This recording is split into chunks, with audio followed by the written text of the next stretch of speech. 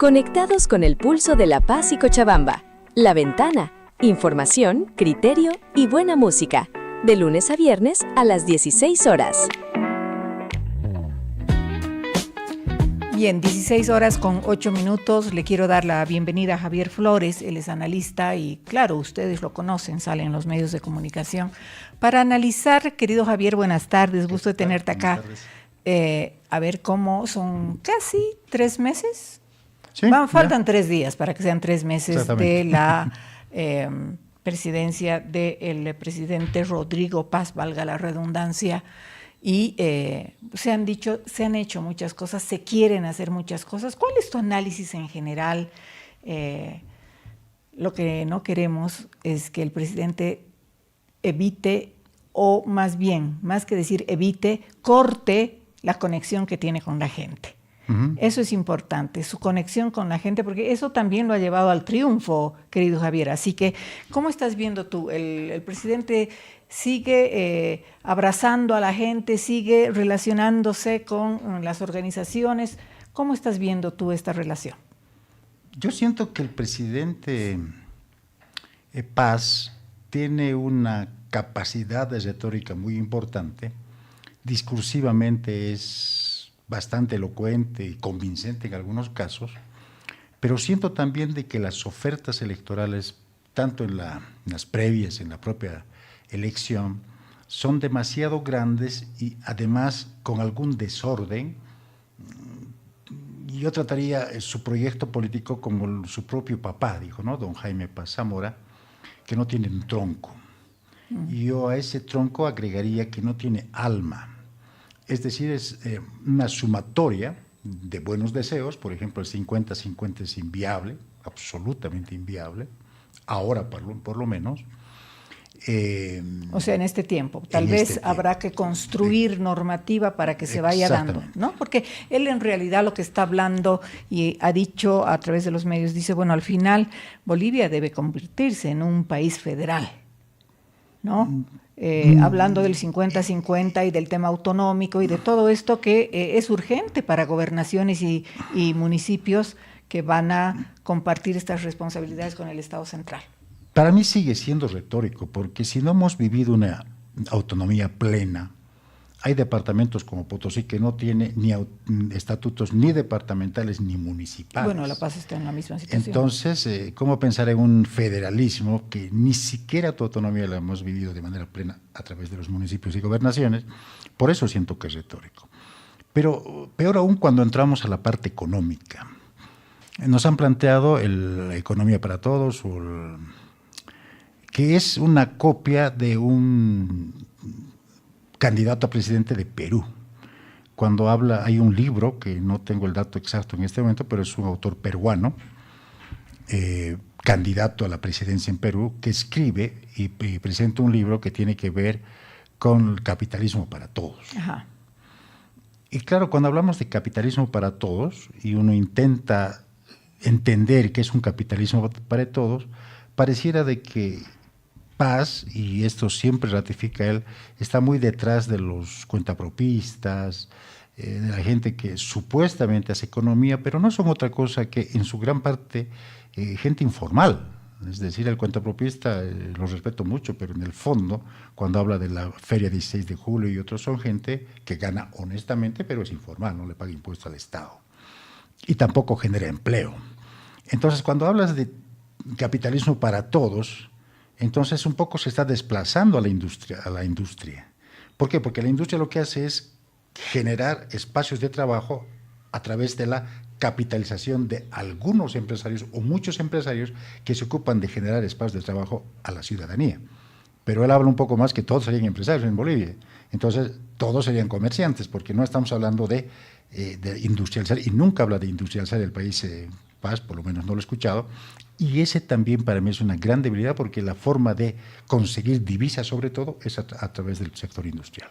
Pero seguimos insistiendo en el tema de la explotación de los recursos naturales, querido Javier, y eso merece una reflexión que tal vez la podemos hacer en otro momento, el extractivismo del cual en alguna otra oportunidad hemos hablado. El ambiente, pero está más tranquilo. La gente se siente más tranquila.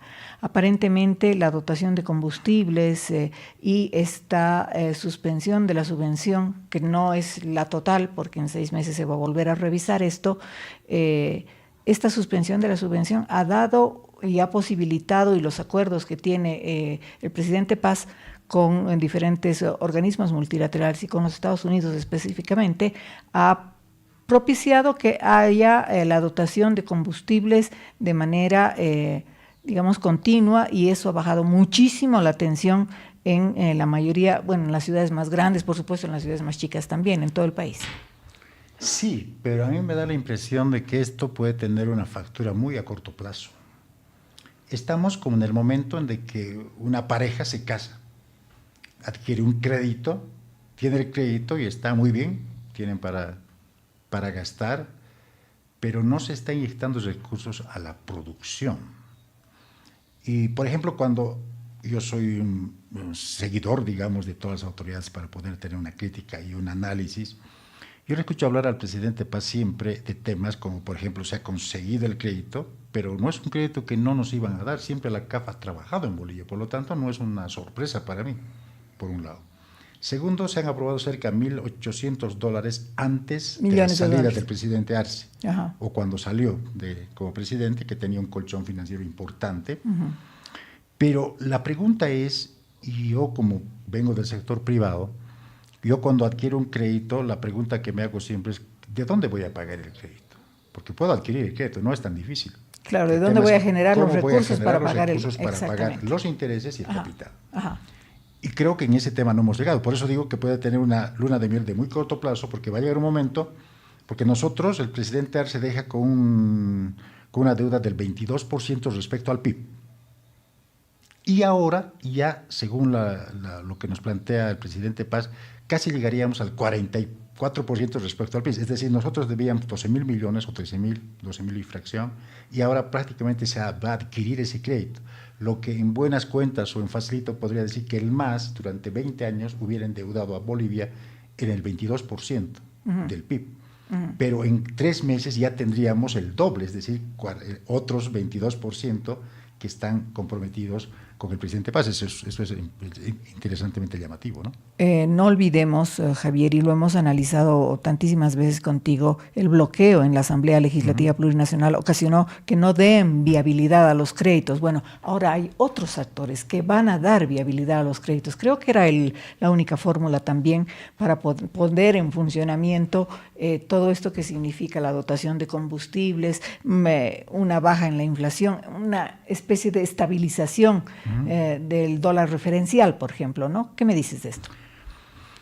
Claro, pero esto es porque la economía no es monetaria ni en cifras nada más, tiene que ver mucho con las expectativas, ¿no?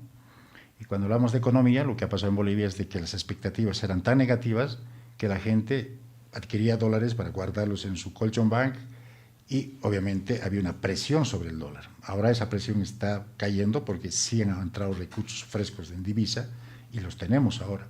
Lo que a mí me preocupa como país, como ciudadano, es ¿cuándo vamos a empezar a resolver los problemas para, sí, créditos, por supuesto que son importantes, pero cómo los pagamos? Porque había un momento en Bolivia donde teníamos créditos, en el 2006, antes del gobierno del MAS, pero tuvieron que condonarnos la deuda.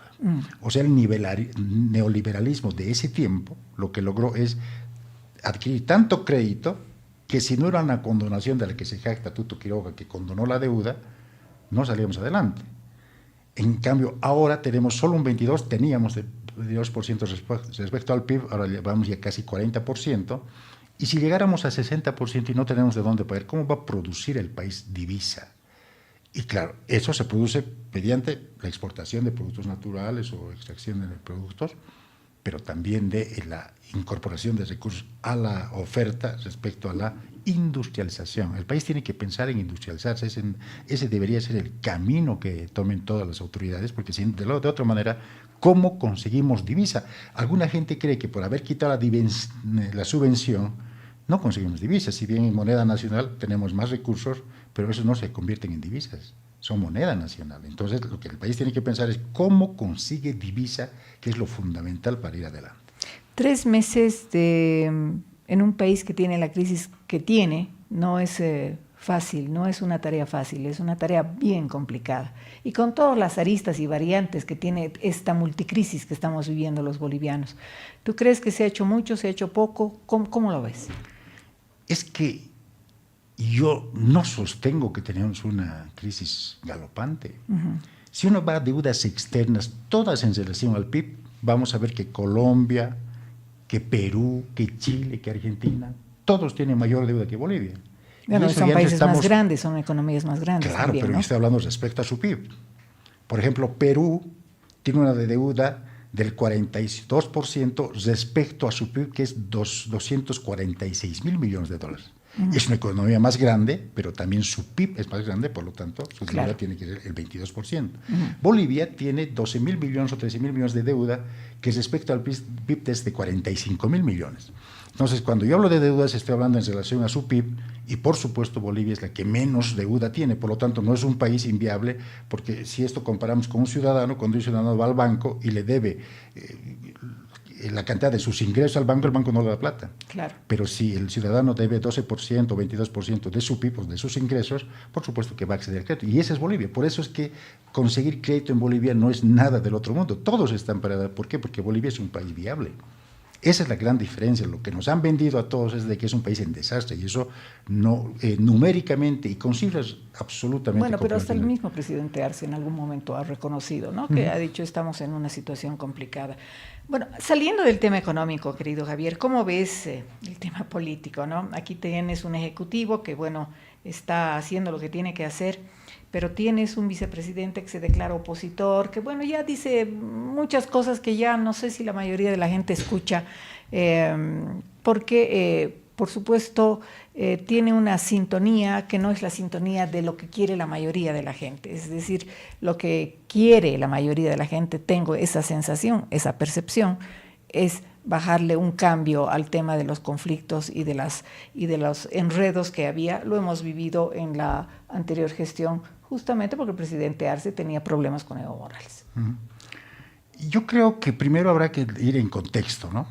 Cuando nos dicen de que es la primera vez que un vicepresidente actúa de manera, digamos, de oposición, podríamos retroceder al gobierno de Paz, del papá del presidente, y cuando su papá era vicepresidente, porque lo fue. Lo fue, claro. ¿No? Era también un opositor, digamos, mucho más camuflado, más, menos confrontacional con Siles, pero tuvieron problemas grandes en tema político. Es decir, no es la primera vez, algunas nos dicen que es el primer presidente que tiene problemas, y hay varios en la historia de Bolivia. Por lo tanto, Lara es uno más. Claro, Lara tiene su forma, es muy, digamos, muy confrontacional.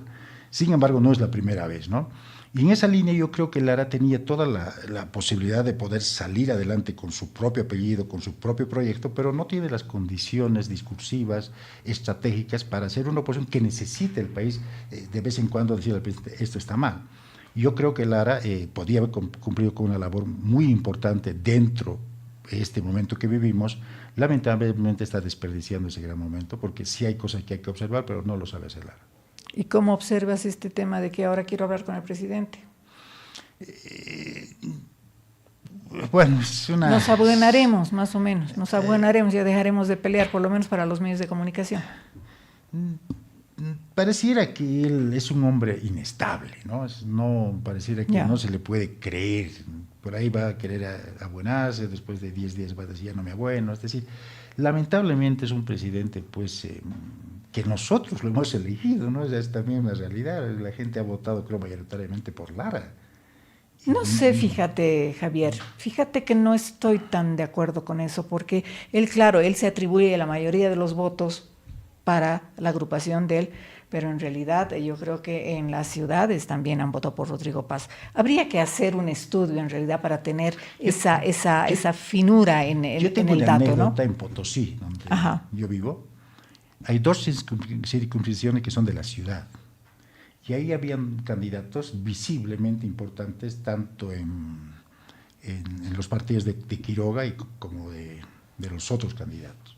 Sorpresivamente, Lara, así se decía, ganó en las 2 circunscripciones donde no tenía ninguna presidencia Paz. Y la votación, aparentemente, cuando uno comentaba por quién has votado, decían por Lara. Ahora, como tú dices, un estudio verdaderamente claro, con estadísticas, y tal vez se podía verificar aquello. Sin embargo, yo siento también que acá hay un nivel de injusticia relativa en términos de cómo han comenzado a negociar. Vamos a decir que cada quien aportó con 50% de votos. Lo que equivale a decir para mí que al comenzar el gobierno, el señor Lara debió tener también cuota de poder respecto a la torta que tiene. ¿Pero cuota de poder no es ser vicepresidente? Pero no tener, digamos, posibilidades en los ministerios. Pero es que si bien es parte del Poder Ejecutivo, él está donde tiene que estar, es decir, claro. Su rol es de vicepresidente, ¿no es cierto? Es más, no sé si el rol lo está cumpliendo a cabalidad dentro de la Asamblea Legislativa Plurinacional. Sí, pero yo siento de que cuando se hace política, hay ciertos momentos donde uno, por el peso que tiene como vicepresidente, tal vez se pudo negociar, porque es un proceso de negociación política. ¿Deben hablar, Javier? Deberían hablar, no ahora, desde el primer día, okay. Y entenderse para mí, si es que se puede entender con Lara, también habrá que poner entre comillas, ¿no? Entenderse y poder ver cómo es que la torta se reparten, no necesariamente, suena feo en pegas, pero deberían, creo, tener una cantidad de ministerios que estén controlados por el vicepresidente y otros por el presidente, posiblemente la mayoría, para tener ese respaldo en el poder. Si ese fuera el problema, es fácil solucionar. Pero si entonces no ¿sería un vicepresidente que tenga poder en la Asamblea Legislativa Plurinacional y también en el Poder Ejecutivo? No, más o menos como Choquehuanca. Choquehuanca no era un hombre que no tenía poder. Choquehuanca, en el gobierno de Arce, sí tenía ministerios, sí controlaba ciertos espacios de poder. Bueno, pero por eso también hemos llegado donde hemos llegado, querido claro, Javier, ¿no? Pero sí tenía. Todo un enredo, ¿no? Porque había ministerios, y como tú dices, viceministerios que eran de Choquehuanca, otros eran de Arce. Así fue. Había una. Y también cuando estuvo mezcla. Morales, ¿no? Morales, si bien tenía el control de la mayoría de los ministerios, de todos. pero los compartía en términos de administración con las organizaciones sociales, ¿no? Pero además con el vicepresidente, ¿no? Que era muy importante la presencia de él, ¿no? Bueno, pero es que este vicepresidente de Evo fue un vicepresidente que ayudó Exacto. a Evo Morales, que ayudó a pensar, ayudó en la estrategia. ¿Qué es lo que no está ocurriendo con el vicepresidente Lara? ¿Qué auguras para los próximos meses? ¿Cuáles son los desafíos, querido Javier? Lo que todos quisiéramos es de que de una vez se muestre un modelo económico del que vamos a seguir, por un lado. Segundo, que se apueste más, y ojalá que sea así, por la industrialización, que es uno de mis pasiones. Yo creo que si no industrializamos el país, no crece nuestro PIB, no desarrollamos como país. Y habrá que ver el tema minero de manera profunda, porque sorpresivamente también se habló del litio, donde yo soy potosino, y me da la impresión de que después de haber negado la inversión de litio, ahora me parece que quieren continuar con la empresa rusa y china. Han dicho que van a revisar los contratos puntillosamente. Y yo que he revisado esos contratos, los he revisado y sé de sus grandes posibilidades, porque nos traen básicamente dos temas para mí importantes que no tienen que ver nada con la forma de cómo se quiere ahora exponer nuestro recurso natural. La empresa china traería $1.000 millones y la rusa otros $1.000 millones, pero además traerían conocimiento, ¿no? Uh-huh. Ellos invertirían los primeros $1.000 millones cada empresa en Bolivia, y obviamente los trabajadores, según esa ley o ese contrato, deberían ser el 85% del total. Entonces, sí, me parece que hay que revisar, hay que empujar, y puede ser una llave también del desarrollo. Habrá que hablar con Comsipo, ¿no? Que es el primer opositor a la que se firmen los contratos. Paradójicamente ahora no se opone. Ya no se pone. Porque como estaba. Porque han cambiado las personas. Claro. Han cambiado los grados de poder. Querido Javier, te agradezco muchísimo por haber estado con nosotros. Siempre es importante conversar contigo y aportas ideas distintas, digamos, a lo que está hablando la mayoría de la gente. Un placer. Gracias, Tiber. Muy buenas tardes. Hacemos una pequeña pausa, luego conversaremos con Ana María Solares sobre el acuerdo Mercosur-Unión Europea. Este es un tema muy importante para los sudamericanos.